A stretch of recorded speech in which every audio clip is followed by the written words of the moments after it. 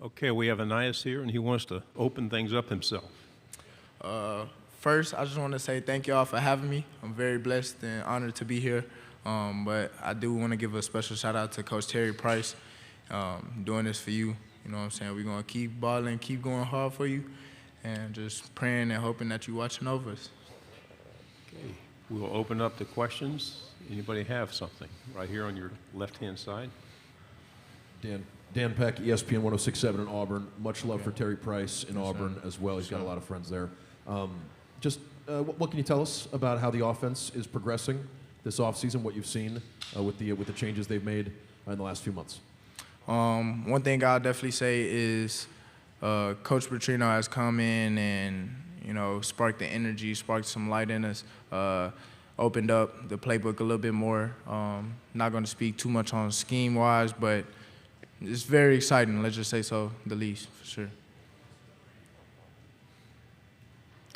Every season, every team, regardless, there's always outside noise before the start of a season. How do you handle that, and how is your school handling that?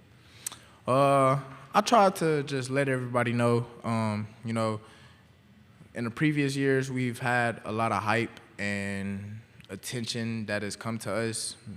A lot of it, me personally, I feel like it's a little unwanted attention, you know what I'm saying?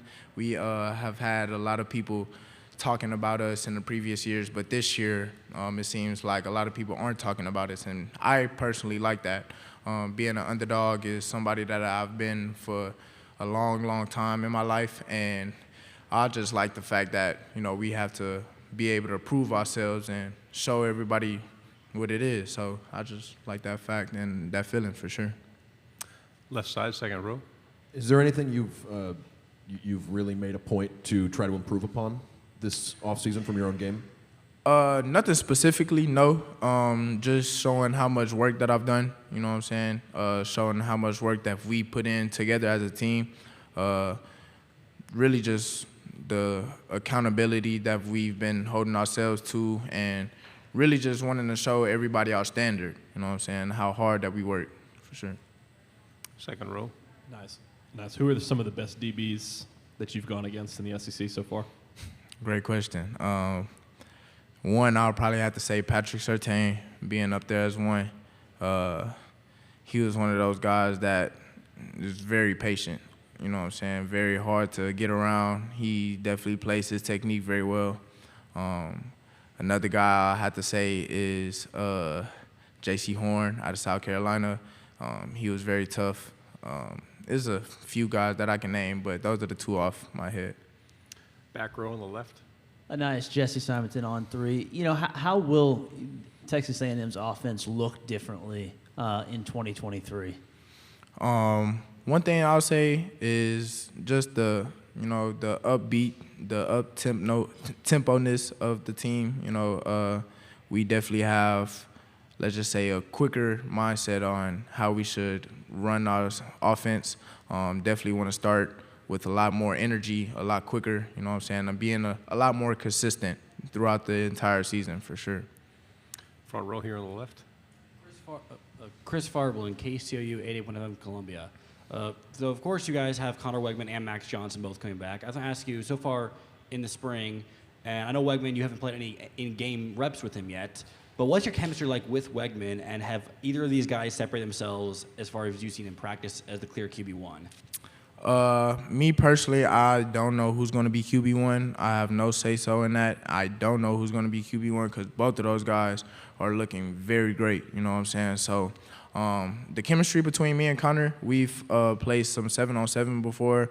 When we were younger, that was the only time we really played ball together other than spring, you know what I'm saying? But I definitely like the way he's throwing the ball. Both him and Max Johnson are looking real nice. So I just hope for the best, you know what I'm saying? Stay on the front row. Sure. Billy Jones, KCU 88.1 FM. I was curious, you're a guy that gets snaps all over the field, whether it's outside, in the slot, even in the backfield sometimes. Is there a spot on the field you feel most dangerous?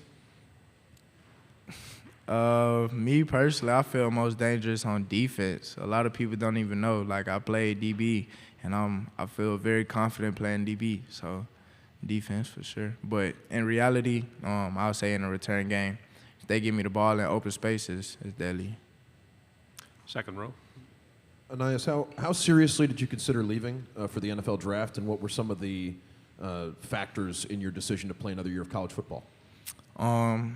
It was very serious. You know what I'm saying? I'll try to take every situation as serious as possible, especially with how life is going nowadays. You're not really able to take shortcuts. You know what I'm saying? So I tried to go in with a clear head, a clear thought process, and really try to understand what it is that I was getting myself into. You know what I'm saying? I wanted to make the best decision, not only for myself, but for my family and everybody that was relying on me. You know what I'm saying? But I feel like that whole, you know what I'm saying, that whole back half of the season was just interesting. Not only for myself going through the injury, but like for the team. I definitely wanted to look at each and every factor, whether I was going to be coming back and having a babysit, or coming back and being the guy, you know what I'm saying, or even leaving and trying to be the guy somewhere else and trying to bet on myself. You know, I took every single factor that you can think of, and I tried to make the best possible decision. And with me coming back, I'm just very thankful, you know, that I still have this opportunity to play college ball. There's nothing like it, especially playing in front of 100,000 fans every weekend. The SEC is the best of the best. And with me just coming back, being able to boost my stock, show that I can do a lot more than, you know, what the people say that I can do or whatever. Really just, in a way, betting on myself. Final question, left side, third row. Simon Williams with WZDX, Fox 54 in Huntsville. Some of your best games have come against Alabama and Auburn, some big-time opponents, statistically speaking at least. What would you maybe attribute your success in those big-time moments to? Is there anything about those matchups that you were able to expose, or maybe just generally speaking? Not for real. I try to play every game the hardest, you know what I'm saying? Of course, I have a little, I guess you could say, back history with Alabama and whatnot, with my brother going there. But I always try to go hard each and every game. I try to play each game like it's my last game, you know what I'm saying? And those big games that you call, I mean, I just look at it as a normal game, you know what I'm saying? We try to go in and practice each and every week like it's just a regular game. And that's my whole thought process each and every week. Just don't make the moment too big, you know what I'm saying? Just go ahead and be in the moment, be where your feet are, and just enjoy the process. So nice. Thank you very much. Yes, sir. Thank y'all. God bless.